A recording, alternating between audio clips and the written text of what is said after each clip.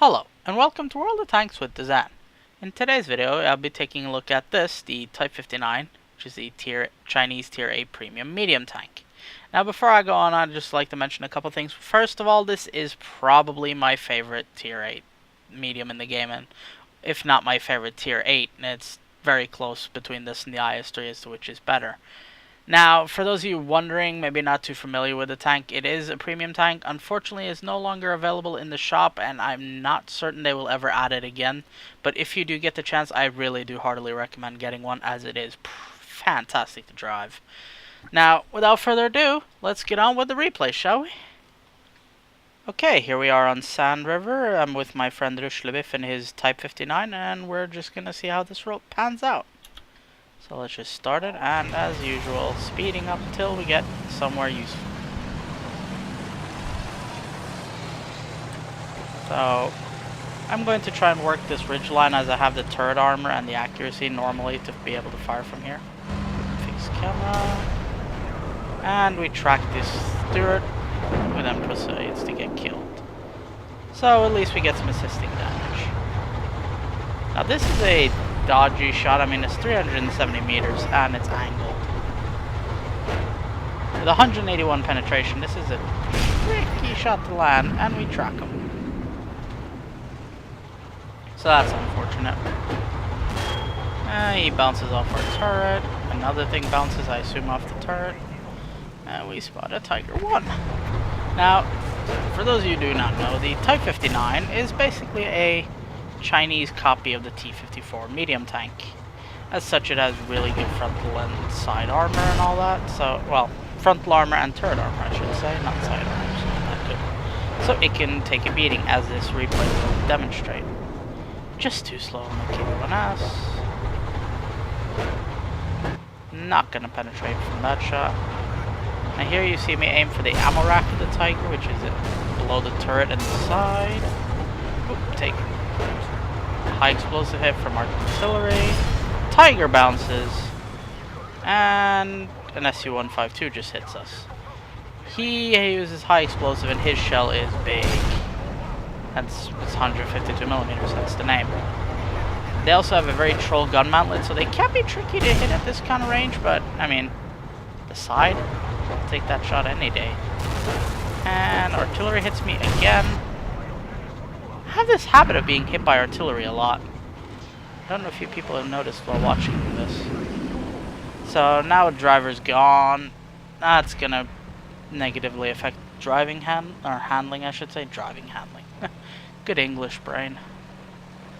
Anyway, I try and back up my friend in his Type 59 dealing with a VK, but since there's a dune, he's on his own. So we go to find more stuff to shoot at. Now he's got backup from others anyway. At this point, this is completely and utterly a rout. We're up 6-0. But should never get cocky. You never know what could happen. Something could easily turn the game around. I'm debating going after the IS-3.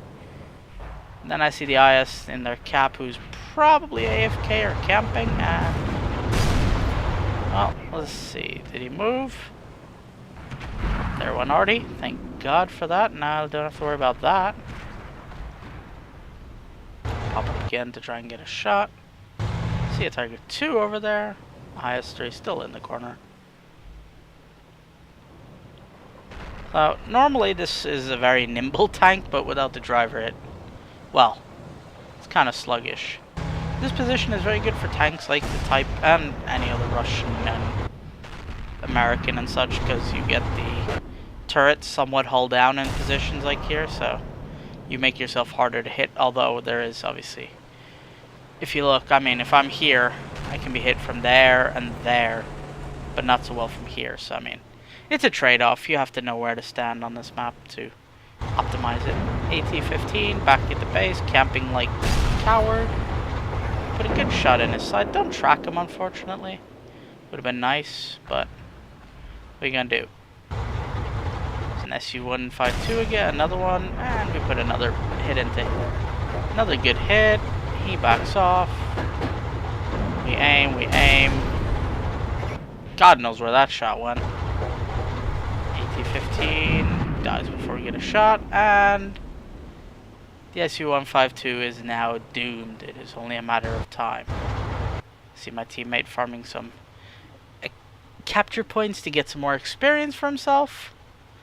And, well, that's really it. 15-0 is what this is going to end up. The SU-152 has no chance in hell of making any dent on what's coming towards him. Maybe one guy.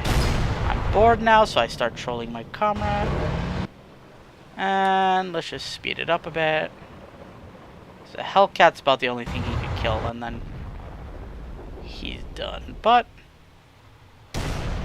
shoot the water, because why not? And there you have it. 15-0 with 70% captured. That's a really decent result. Now let's go look at the after battle report, shall we?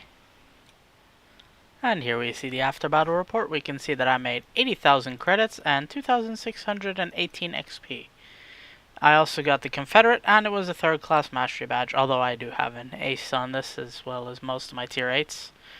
On the team score, we can see that I did not do too well. Let's see, which way was it sorting? Yeah.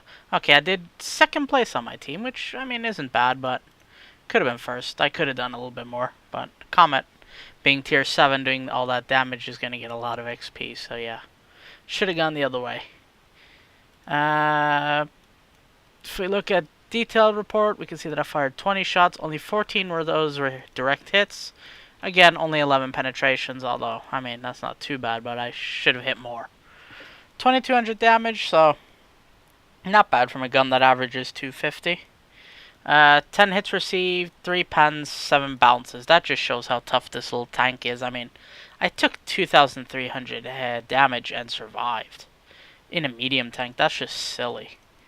So we see here I spotted 3 tanks. I damaged 7, hence the Confederate. And I got 945 spotting or assisting damage. I don't know if that was spots or what. This netted me a neat profit of 68,000 and, as I said, 2,600 XP. So, without further ado, with that out of the way, I should say, let's go on with the next replay, shall we? And here we see the 2nd match. This is me solo on Hidden Village.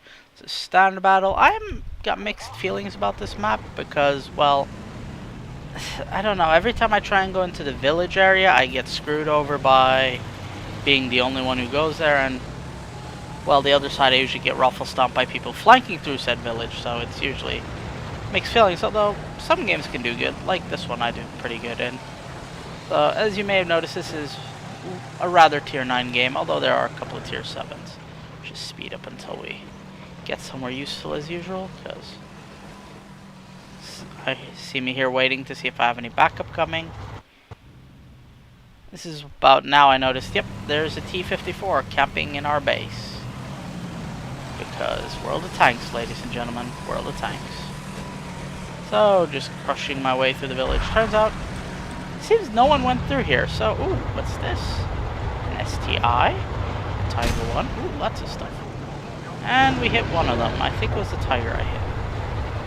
So, remember, I have 181 millimeters of penetration. Now, most people in this thing would just load the gold and pray because they don't think this tank can do, you know, tier 8s generally freak out when they get to tier 9. I've seen this way too often, people complaining that they're outmatched. And this match really proves that no matter how bad a gun, relatively speaking, you have, any tank can work. I mean, there's a reason it has preferential matchmaking, so there is that. So here we see me shooting at the E1. A nasty little piece of work. Pardon me. -8 with a side to me. I will take that shot, although I think this next one drops too low. Hits me in the track. Then really I just have a bit of bad luck there. I bounce. Ooh, something bounces off me. We try one. No, we do not, because he's in hold down position, and an IS-8 in a hold down position is a very hard target to hit. So the T-54E1, which is an autoloader, will have to be reloaded. He takes out my only backup, an IS. So used to seeing higher IS-3s and 7s and 8s that simple IS is weird. I make a mistake here. I probably shouldn't have stuck around to fight him and take that damage, but I felt confident I could kill him. Oh, another hit. That was probably, yeah, that was the Pershing. So he's fired a couple of shots. About half his clip is gone, so I back off into cover. He backs off into cover. In the top, it's a stalemate.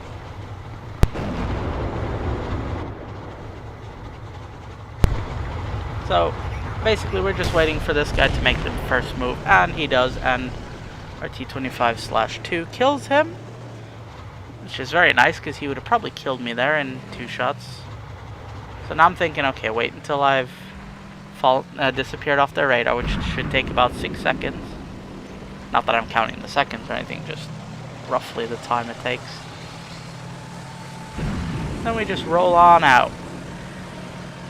Just noticed there was a guy from the Cirque clan in here. Interesting.